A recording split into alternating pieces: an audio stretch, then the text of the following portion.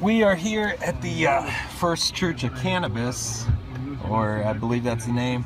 We just passed the initial checkpoint, and we're here at the second Indiana Police State Nazi checkpoint. This is all over a plant. All these cops are out here. That's our lovely Uber driver. Thank you so much, sir. Thank you. You have a wonderful day. Have a nice day. Hopefully we didn't leave any messy stuff. No, back you're here. fine. So this is what's going on all over a plant. These guys are embezzling taxpayer dollars down there to serve and protect us from a plant. It's really quite amazing. This church is really, you know. Should we get where we can see them? There's a gentleman protecting us from a plant. I never do that. I was just setting the I understand. Yeah. You're trying to block up traffic and everything. He's harassing our Uber driver. Paid with your taxpayer dollars.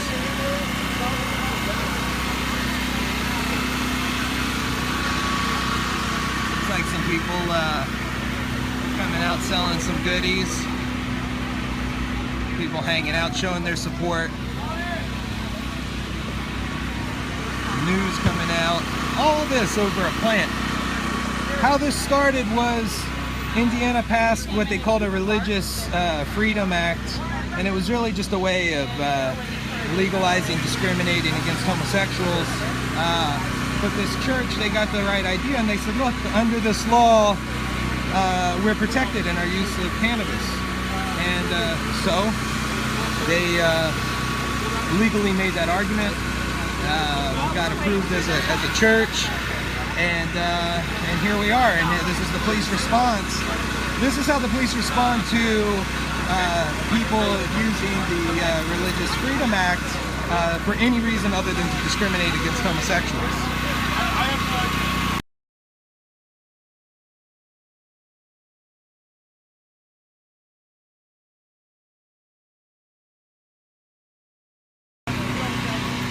All right, what's going on here today? This is the inaugural service of the First Church of Cannabis under Indiana's Religious Freedom Restoration Act. And this was one of those unintended consequences that a lot of folks didn't take into account.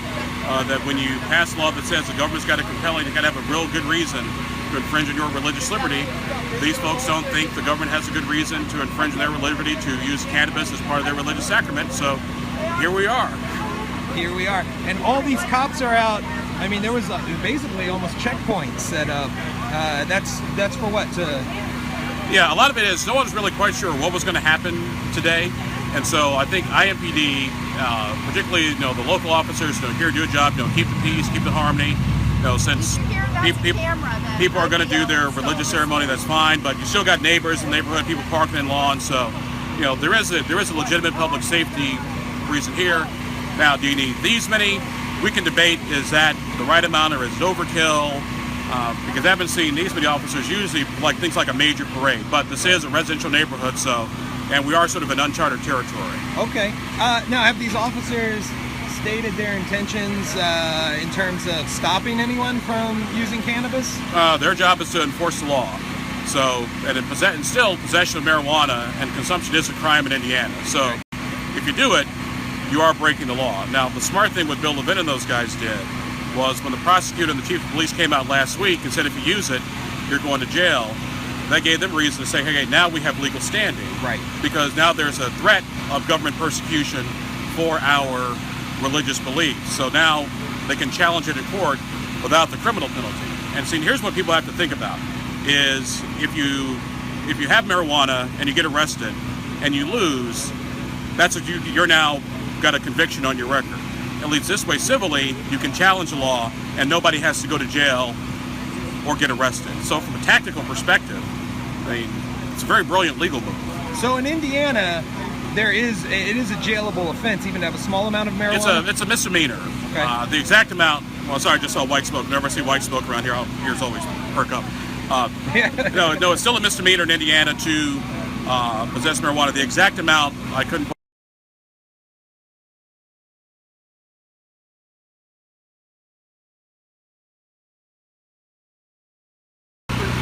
Excuse me. Could you direct me to your PIO? The lady right there in the purple. Ah, okay, thank you. Well, the PIO is now a lady in the purple, not a lieutenant apparently, unless she's a lieutenant who's out of uniform, which is unlikely. Oh, there she goes.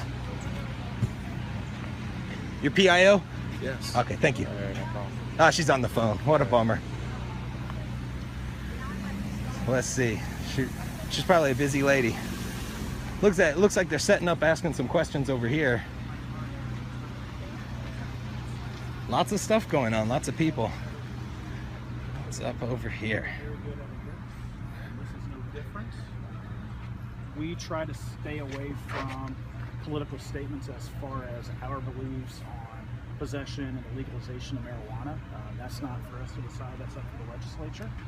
We have a duty to uphold the law. We have a duty to enforce the law fairly and equitably. But we also have to balance that with people's constitutional rights. And that's where this particular issue is unclear at this point. Sheer possession is against the law. However, where does that weigh in respects to a person's constitutional right for religion and assembly? So that's kind of the crux of where this discussion is today. I have another question for you. So at what point, okay, so would this be the first time that you've ever made an arrest, if you have to make one, at a Church of Cannabis event or anything kind of related to something like this in this nature? And you asked the question. Okay. And if you did have to make an arrest here today, would this be the first time that you've had to make an arrest at an event like this, Church of Cannabis, something like this?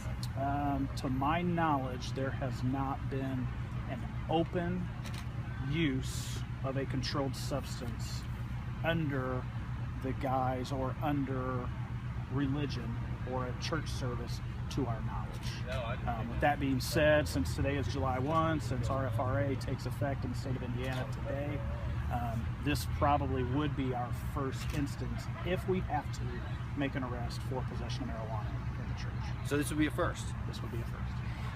And in terms of all the different drugs, alcohol included, crystal meth, etc., and marijuana, what would you say you have the most trouble with in Indianapolis? Right now in Indianapolis, heroin.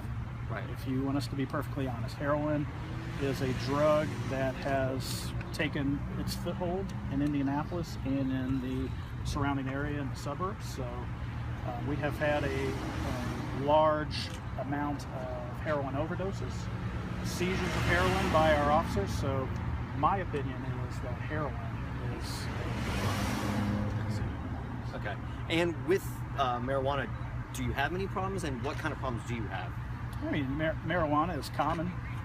We make arrests for possession. We make arrests for dealing. We come across marijuana every day in our jobs. So it's just another controlled substance that the police encounter in the city of Indianapolis on a daily basis. But if you had to compare it with all the other arrests that you make for all the other drugs, where would it rank? And answer to that. Right.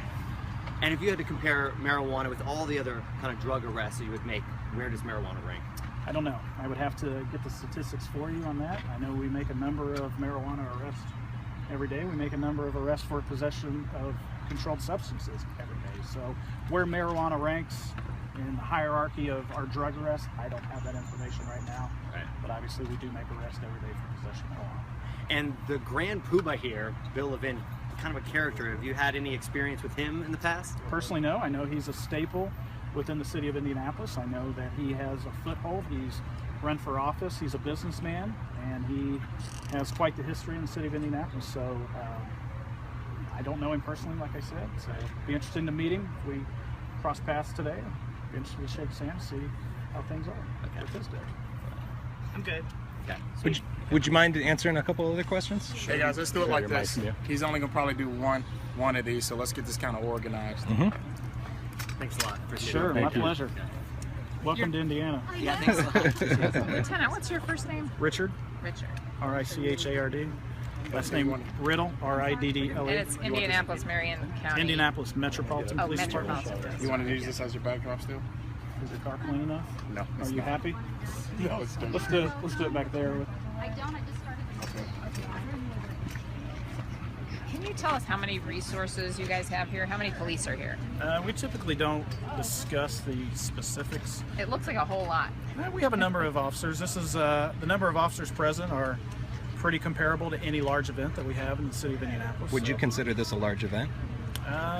It's a medium-sized event. Yeah. So we have a number of police resources dedicated to the neighborhood and this event today. So if there was nothing to do with marijuana at this church event and this was simply a church event, would the officer turnout be the same? It honestly depends on the number of parishioners present, the parking issues, the community concerns, and anything that goes along with that. We're simply responding to public safety issues and complaints from the community. So for a religious service of this size, which appears to be very small, have you ever personally been involved in sort of policing traffic like this, or surrounding the religious establishment in this way? Honestly, it depends on what is considered a religious establishment and what is going on in a particular event. Obviously, we have traffic control at a number of events. We have traffic control at churches. We have traffic control during funerals. And sometimes on Easter, we have traffic control at churches. With that being said, for this event, we don't know how many people are going to show up to this event. We've heard anywhere from a few hundred to a few thousand. So we obviously have to base our response and our manpower allocation based upon the concerns of traffic and public safety. Will there be officers plainclothed or otherwise inside the service? Certain aspects of that we won't discuss publicly. So hypothetical question, if someone in there, if you were to hear word of mouth, somebody says somebody in there's lighting up, would you guys enter? I think that's based upon if we have probable cause at the time. Would that constitute probable cause if someone said somebody's lighting up in there? I think that we would have to do a little more investigating, see if we smell, see, or use any other senses to detect the smell of burnt marijuana or raw marijuana. Is there going to be this type of response at every service they have going forward? We don't hope so. We certainly figure that today will be the showcase event to see what direction the church is going to take in the future. And obviously, depending on what happens today, we will reevaluate our plan and go from there. Lieutenant, someone just said that, there's more police here than on Monument Circle. What are you guys preparing for, and does this church warrant this type of response? There probably are more police here than on the circle today.